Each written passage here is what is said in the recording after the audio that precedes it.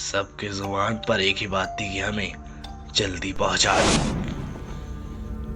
पूरे के पूरे जंगल में सन्नाटा छाया हुआ था और आखिर वो देखते तो वो औरत एक आदमी की हड्डियां चबा रही थी। So let's begin. वो कच्चा रास्ता।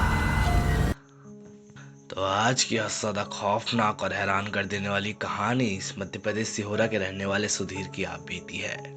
सुधीर जिनकी जिंदगी नॉर्मल सी ऑटो ड्राइविंग करते हुए अच्छी खासी बीत रही थी कि रात वैसे खौफ से जा टकराए जिसकी दहशत आज तक उनके सीने में बरकरार है। तो क्या हुआ था उनके साथ, चलिए स्टार्टिंग से जानते हैं।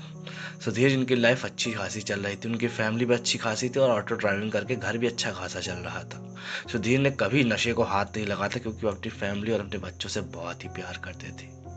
इसी दौरान उन्हें शादियों का सीजन चल रहा था कि एक ऑर्डर आता है कि उन्हें गांव लेके एक फैमिली को जाना है। वो हाँ कर देते हैं, पर उनके साथ एक अजीब किस्सा ये था कि उस फैमिली को शाम से पहले पहुंचने की बहुत जल्दी थी। उनके जुबान पर एक ही नाम था कि कुछ भी करके हमें शाम से पहले पहुंचा दो। वो हैरान थे कि ये लोग इतना बेकरार क्यों है कि इन्हें शाम के पहले ही पहुंचना है। थोड़ा बहुत देर हो जाएगी तो भी क्या हो जाएगा, पर उनका कहना बस यही था कि हमें कुछ भी करके शाम के पहले पहुंचना है।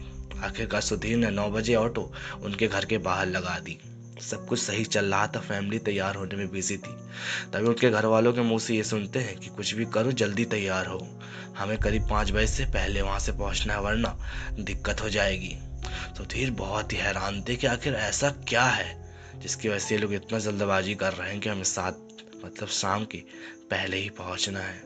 आखिरकार पूरी फैमिली तैयार होती है और सुधीर भी उनको लेके निकलने के लिए तैयार हो जाते हैं। पक्के रास्ते से होते हुए तो सही तरीके से ही जा रहे थे कि तभी उनके गांव में एंटर होते हुए उन्हें एक कच्चे रास्ते से जाना था जिसके आजू बाजू पूरे तरीके से जंगल था। इस साइड भी जंगल और उस तरफ भी जंगल, पूरा रास्ता जंगल से घिरा हुआ था। इतने बड़े बड़े पेड़ कि उनकी शैडो की वजह से धूप तक जमीन पर नहीं पहुंच पा रही थी। इतना वहां पे सन्नाटा था कि बिल्कुल कोई अगर चीख भी देना तो उसकी आवाज पूरे के पूरे जंगल में गूंज जाए। ऐसा सन्नाटा, एक ऐसी खौफ की लहर उस जंगल में दौड़ रही थी कि किसी के भी रोंगटे खड़े हो जाए। तब सुधीर को लगा कि यहाँ पर कुछ तो क्रीपी है जिसकी वजह से ये लोग इतनी जल्दबाजी कर रहे थे कि हमें कुछ भी करके जल्दी पहुंचना है। आखिरकार सुधीर जैसे तैसे करके उस रास्ते को क्रॉस कर देते हैं और इन्हें इनकी डेस्टिनेशन पर पहुंचा देते हैं। अब इनकी बात ये हुई थी कि सुधीर उस रास्ते से उस रात में लौटेंगे नहीं बल्कि सुबह वापस आएंगे।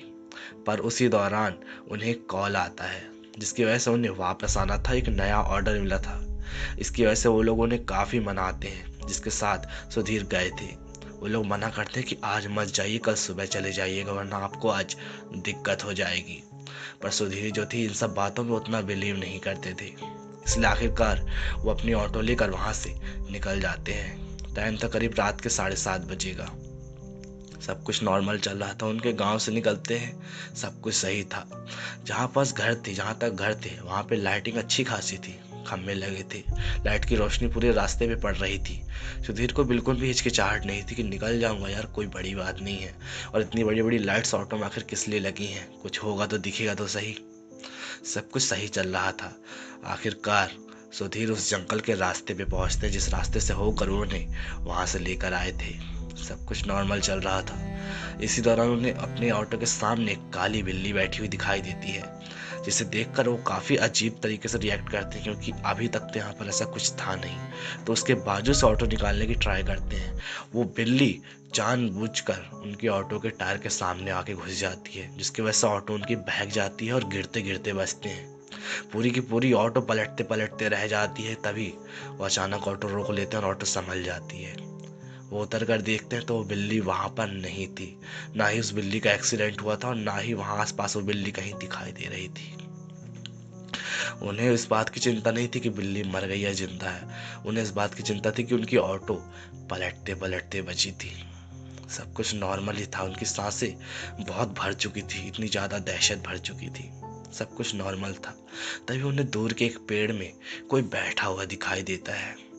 उन्हें लगता है कि यार शायद कोई बंदर वंदर होगा, पर जब उसे गौर से देखते हैं तो वहां पर एक औरत बैठी थी और थोड़ा ध्यान देने पे उन्हें पता चलता कि वो औरत एक आदमी की पैर की हड्डी चबा रही थी, एक इंसान के पैर की हड्डी।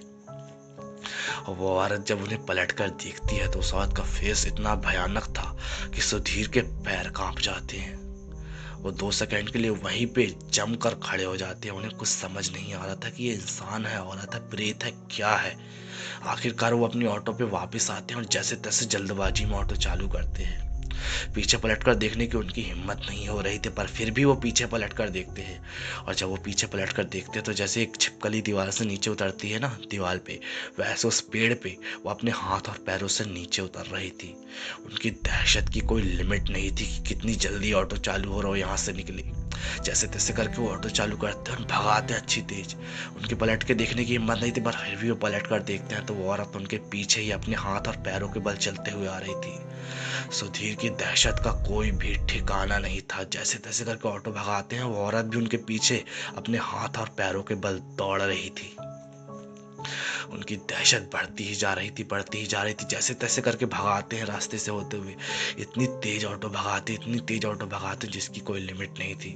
और आखिरकार जहाँ पे वो जंगल का रास्ता खत्म हो रहा था ना, उसके आगे रोड पे जहाँ पे वो कच्चा रास्ता एंड हो रहा था, उसके आगे एक छोटा सा ब्रेकर टाइप था जिसपे उसका ध्यान बिल्कुल भी नहीं चाहता। और आखिरकार ऑटो डिसबैलेंस होके ऑटो का एक्सीडेंट हो जाता है।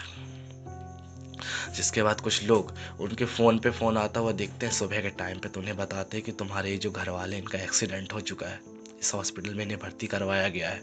तब जाके उनके सुधीर के घर वाले उस हॉस्पिटल में जाते हैं। सब कुछ ठीक ठाक ही था, सुधीर को ज़्यादा चोट नहीं आई थी। ऑटो के काफ़ी पार्ट्स डैमेज हो चुके थे। सुधीर उनको सभी को एक किस्सा बताते जो उनके साथ हुआ था, और उन्हीं के बेटे यानी कि अमन ने हमें एक किस्सा लिख कर भेजा है। यार ये किस्सा उनके साथ हुआ था। तो तुम्हारे पास भी कोई स्टोरी है तो कमेंट करके बताओ। अगर स्टोरी अच्छी लगी हो तो वीडियो को लाइक कर देना और सब्सक्राइब कर लेना, क्योंकि ऐसे स्टोरीज डेली आती हैं। तुम लोग के पास भी कोई स्टोरी है तो कमेंट करना। मिलते हैं नेक्स्ट स्टोरी में, तब तक के लिए टाटा बाय बाय, जय श्री राम।